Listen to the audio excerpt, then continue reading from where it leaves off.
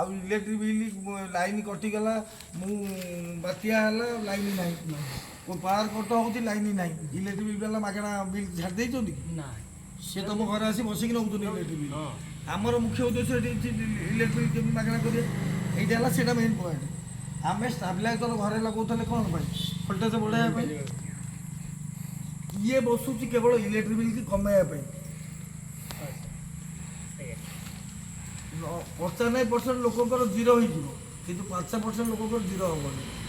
କାରଣ ସେମାନେ ଅଧିକା ଖର୍ଚ୍ଚ କରୁଛନ୍ତି ସେଇଟା ତ ସବସିଡ଼ିଟା ଅଛି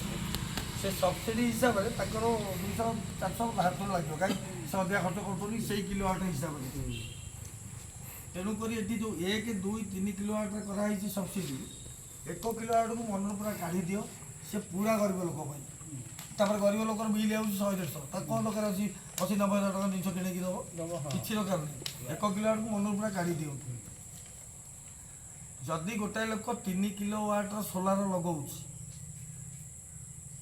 ତାଙ୍କର 1800ରୁ 2200 ଟଙ୍କା ପର୍ଯ୍ୟନ୍ତ ଇଲେକ୍ଟ୍ରିକ୍ ବିଲ୍ ଜିରୋ ହେଇଯିବ ବୁଝିପାରିଲ ଆଜ୍ଞା ଯାହାର ବିଲ୍ ଯାଉଛି ସବୁ 1800, 1900, 2000, 2100, 2200 ତାଙ୍କର ଜିରୋ ତାକୁ ଆଉ ଇଲେକ୍ଟ୍ରିକ୍ ବିଲ୍ ଦେବାକୁ ପଡ଼ିବନି 3 କିଲୋୱାଟ୍ 2 କିଲୋୱାଟ୍ ଯଦି ଗୋଟେ ଲୋକ ଲଗାଉଛି 1200ରୁ 1300 ଟଙ୍କା ପର୍ଯ୍ୟନ୍ତ ଇଲେକ୍ଟ୍ରିକ୍ ବିଲ୍ ଜିରୋ এইটা ହେଲା ହିସାବ ମାନେ ମୁଁ କେତେ କିଲୋୱାଟ୍ ଲଗାଇଲେ ଠିକ୍ ହେବ সেটা ହେଉଛି ନିଜ ଘରର କାପାସିଟି ଉପରେ ଆମେ ଡିପେଣ୍ଡ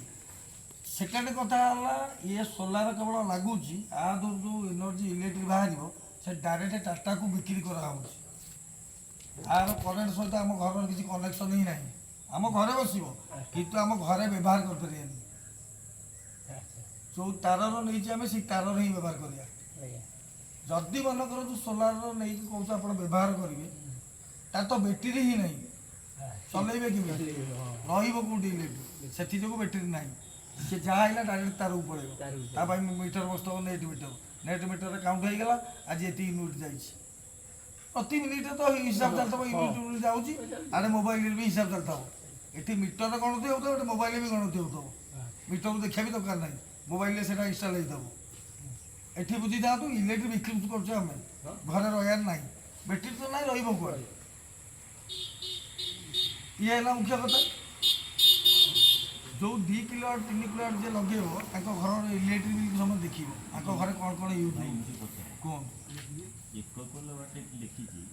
କେନ୍ଦ୍ର ସରକାରଙ୍କର ଏତିକି ସବସିଡି ରାଜ୍ୟ ସରକାର ଆଜ୍ଞା ମୋଟ ସବସିଡି ହେଲା 1 କିଲୋୱାଟ୍ର କଷ୍ଟ 1 କିଲୋୱାଟ୍ର କଷ୍ଟ ହେଉଛି କମ୍ପାନୀ ନେଇକି 70,000ରୁ 90,000 60,000ରୁ 90,000 ଗୋଟେ ସାଧାରଣ ଲୋକକୁ ଯଦି 1 କିଲୋୱାଟ୍ ଲଗେଇଲା କେତେ ଟଙ୍କା ପଡ଼ିବ ତାପରେ ଆମେ ସବସିଡି ନାହିଁ ଟୋଟାଲ କଷ୍ଟ ପଡ଼ିବ 60,000 90,000 କିନ୍ତୁ 1 kilowatt 90,000 difference Sony TV rate देती कि विपल टीवी रेट सेतिकी कंपनी नेकी रेट हां 60 ରୁ 90,000 60 ରୁ 90,000 ଭିତରେ ଆସିବ ମାନେ 90,000 ଭଲ କ୍ୱାଲିଟି पूरा भलटा हो ଏଟା ଯୋଉ 60,000 ଆସିବ 60,000 ଯୋଉ ସୋଲାର ଆମେ ଲଗେଇଲା ଗୋଟେ ସାଧାରଣ ଲୋକ ତାର ୱାରେଣ୍ଟି ଆମେ ଯୋଉ ଜିନିଷ କିଣି 25 वर्ष 60,000 कंपनी नहीं जिबे कोई कंपनी 20 ରୁ 30 वर्ष भीतर वारंटी है तार कॉस्ट है 2 किलोवाट हेले तार टोटल कॉस्ट के 1,60,000 ରୁ 1,70,000 1,60,000 ରୁ 1,70,000 ସେମିତି ବି ଝାଟିଆ କମ୍ପାନୀ ବି ଆସିଗଲାଣି 1,40,000 30 ସେଗୁଡ଼ାକୁ ମୁଣ୍ଡ ପୁରାନ୍ତୁ ଆମେ ତା ଦେହରେ ମୁଣ୍ଡ ପୁରିଆନି ନାଇଁ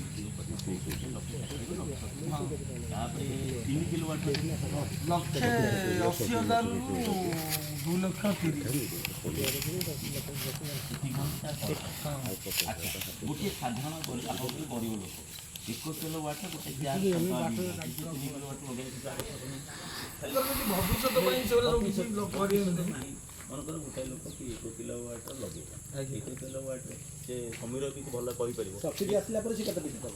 1 କିଲୋୱାଟ ବୁଝିପାରିଲ ନାଇଁ ଯେ କହିଲେ ଯେ ବୁଝିପାରିଲ ଏ ଗୋଟାଏ ମିଟର ସମୀର ଠିକ କହୁଛ ଠିକ କହୁଛ ଟିକେ ବୁଝିପାରିବ ହଁ ଏଟା ଆଗୁ ଆସୁନ ଆରେ ମୁଁ ଶୁଣୁଛି କଥାଟା ନାଇଁ ସେ ଶୁଣନ୍ତୁ କରିବେ ମୁଁ କ'ଣ କହୁଛି ସେ ପର୍ଟିକୁଲାର କହିବେ 1 କିଲୋୱାଟରେ କେତେଟା